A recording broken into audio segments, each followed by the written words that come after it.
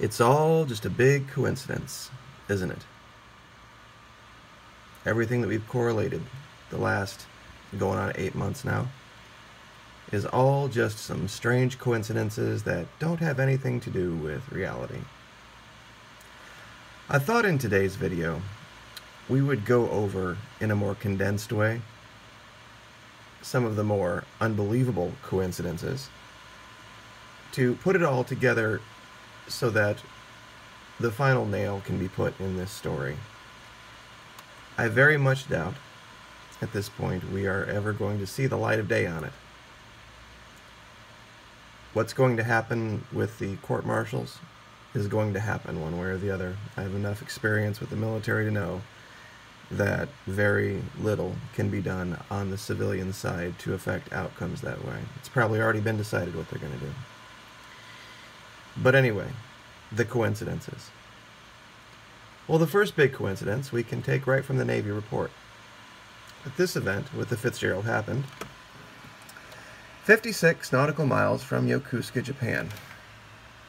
So, just in case anybody thinks I'm kidding, I just took it and put it right smack in the middle and drew the line down to here. And lo and behold, not only do we find a submarine cable,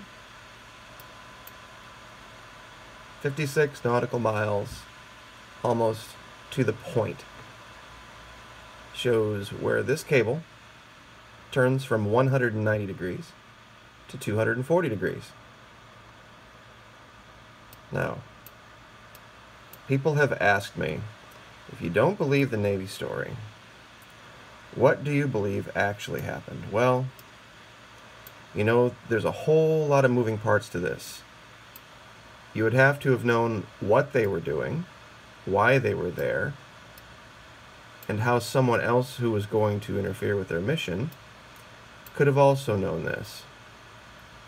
And that's why we have gone down the road of submarine cables, EMP mines, and the like. Now, the story from the Navy, right from the report, is that the ship was transiting outbound at 190 degrees, and at 0130, right before the accident, the captain considered a turn to 240 degrees. Okay, so there's your 190-ish, and there is your 240. So as you can see, this is just another big coincidence that at the exact point of the accident, 56 nautical miles, the ship, the Fitzgerald, transiting the exact line of the cable, has a captain aboard at this exact point in time, decide to, just ever so coincidentally, to avoid a collision, make a turn to 240 degrees. The exact turn this cable makes. But that's just all a coincidence.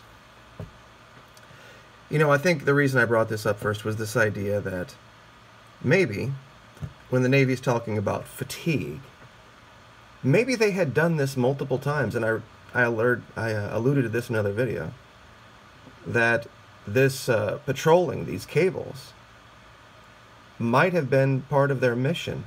And when you do something over and over and over and over and over again, maybe that causes a certain kind of repetitive fatigue, not so much exhaustive fatigue.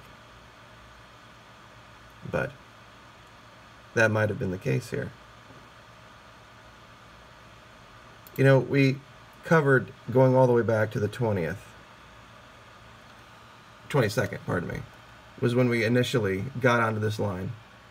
And then we followed the McCain, which is another coincidence that she just happened to be over cables that seemed to mimic the exact course that she took into the path of the MC Alnick. And then we went up to the Lake Champlain and correlated her event over in that sea. There are 3 cables and they meet up at one place. And where that event happened, this event happened. And then we talked about the USS Jimmy Carter, how it all stopped 9/11, 2017. Not one event since then.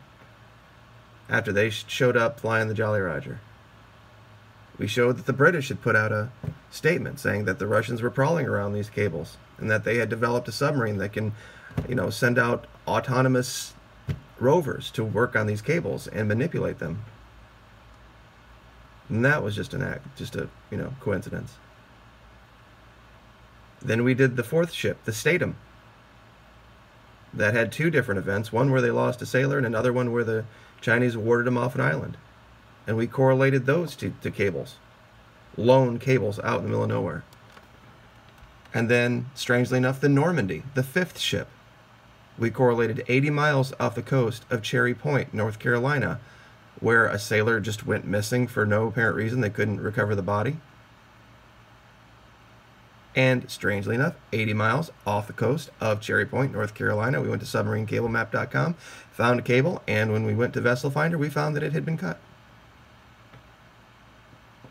All just coincidences, I guess. And the other coincidence here, and just to be clear, it's a description of events. 0130 hours, 17 June, the approximate time of the collision of Fitzgerald was approximately 56 nautical miles to the southwest of Yokosuka, Japan. Just to be clear, this was from the Navy report. I didn't make up the 56 nautical miles. Okay? Now, the second giant coincidence has to do with the report timing. Apparently, there's another huge coincidence that both crews, completely independently of each other, waited exactly 50 minutes to report to two independent bodies. Here in the supplemental, we see at 0200, it says Fitz makes initial report of collision at sea to CDS-15 via personal cell phone at approximately 2:20. And here it says another focus of the probe has been the length of the time it took ACX Crystal to report the collision. The Japanese Coast Guard says it was first notified at 2:25 a.m., nearly an hour after the accident. And that was from the crew of the Crystal. Okay? They didn't get that report from Desron. They got that report from this guy, Captain Ronald Advincula. So, that just seems to be a very odd coincidence, don't you think? That both crews, who allegedly were not in any kind of contact with each other, waited the exact same amount of time to report this accident that allegedly occurred at 1:30. Just the strangest of coincidences over and over and over again. And it's another strange coincidence, too, that not only do we show here in the track of the Crystal that she was reporting in 5-second intervals, which, we've done ad nauseum. You can see it a bunch of my videos where I show this. But at the exact same time, a father, a former sailor himself, of one of these perished sailors, these heroes, says that he received a phone call. He missed a phone call, actually, from his son at 0256 that morning. And strangely, ever so coincidentally enough, after having through this entire track, the alleged track here now of the ACX Crystal, at that exact moment in time is when the ACX Crystal decided to stop reporting in 5-second intervals and start reporting in 10-second intervals like a Class A transponder would, like we've shown every other Class A transponder in the world does for a ship moving 0 to 14 knots.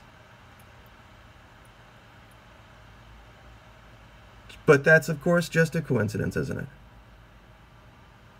Just another strange golly gee.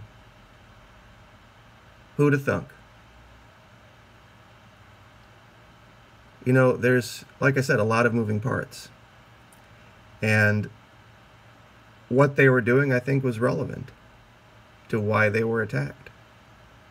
It's also a strange coincidence that only a matter of months prior to this, we had very high-level electronics information from command level naval assets, which Marines are in Colombia, be compromised for 12 hours. And they just didn't knock the guys out unconscious and take their stuff. They had them drugged with scopolamine, devil's breath, which was the drug in The Serpent and the Rainbow, if anybody ever saw that movie, where you can basically turn somebody into a very compliant zombie.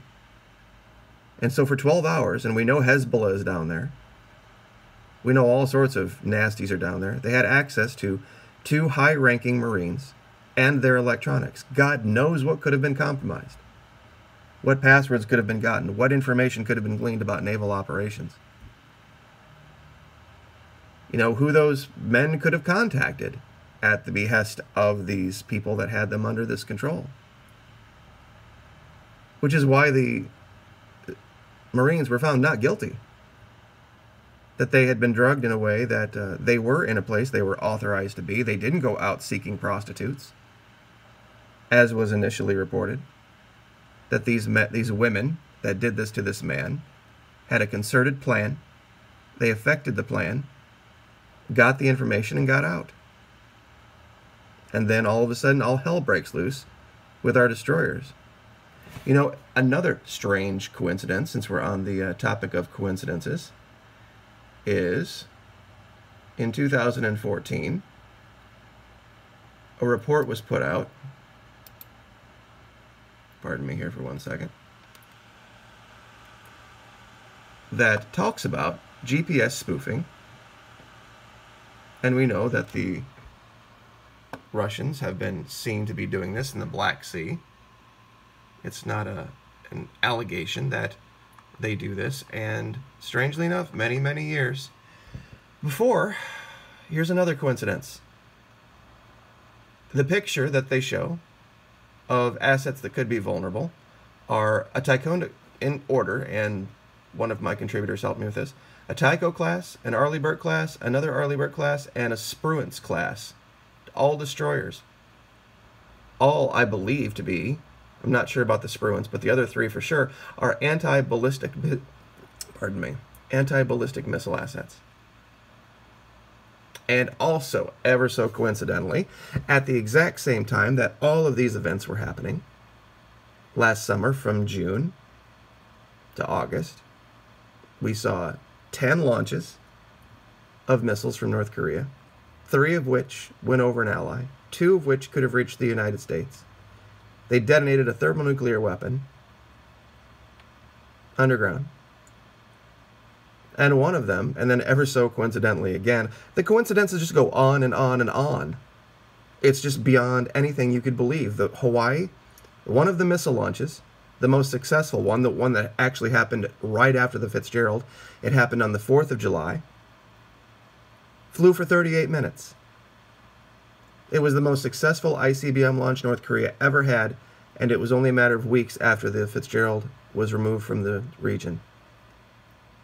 And it flew for 38 minutes, and ever so strangely and coincidentally, there was this false missile alert in Hawaii that just ever so strangely, coincidentally lasted for 38 exact minutes before they canceled it.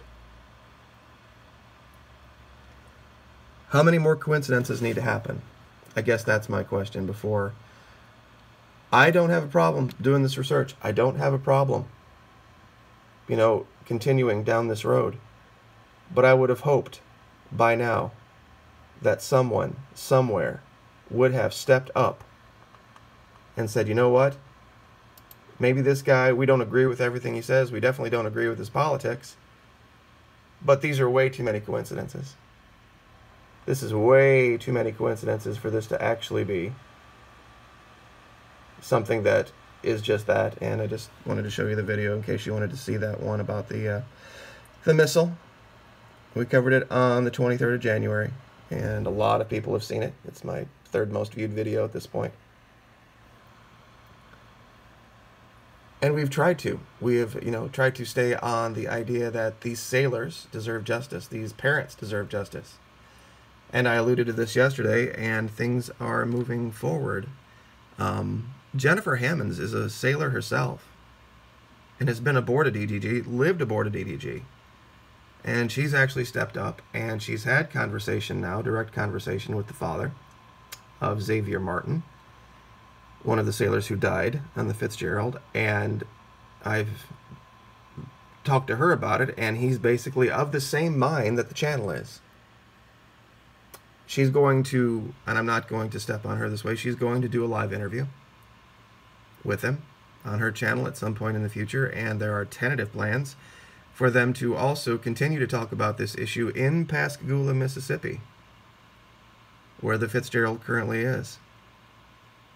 This man has also been in contact with very high-level naval assets himself who have given him a bullshit story. And I'm paraphrasing, but those are generally his words. There's also another issue that we've covered recently, that 1 month prior, under a different commander, Commander Shue, the USS Fitzgerald had a near miss. And also, which hasn't been reported, that we've only gotten from Mr. Martin himself, that there was, 2 weeks prior to this event, a complete and total power loss aboard the Fitzgerald that was unexplained. Now, the details of that, I do not know, and I cannot independently corroborate it. But this, I don't have any reason to believe that this man would lie. So watch Jennifer Hammonds.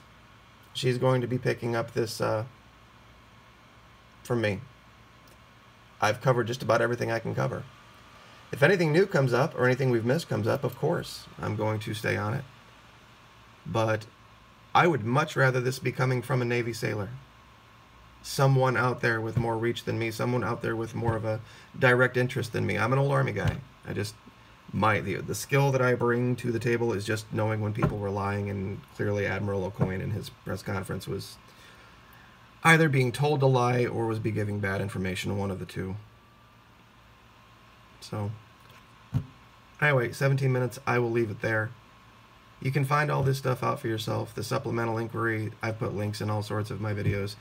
The report is out there. People have it. You can see it on USNI News. It's still there. And you can go to Vessel Finder and do that little track for yourself, the thing we did with the heading. And it's just basically go to Vessel Finder, go up to map type, and you click here, and you click nautical map instead of Vessel Finder. And then down here you click this little compass, and it gives you this ability to make these headings and distances and that type of thing. So anyway, that'll get you down the road, and you can go back and you can watch my videos, and I cover all of this for you, and you can see where we correlate all of the different ships in all of the different ways. But Jennifer Hammonds is going to be covering this, and she's going to be taking the next step and bringing a great deal of credibility to the channel, credibility to the story, with the involvement of Daryl Martin, the father of Xavier Martin. So anyway, like, share, subscribe. Thank you so much. I appreciate you guys hanging with me, and we will see you next time. Thank you.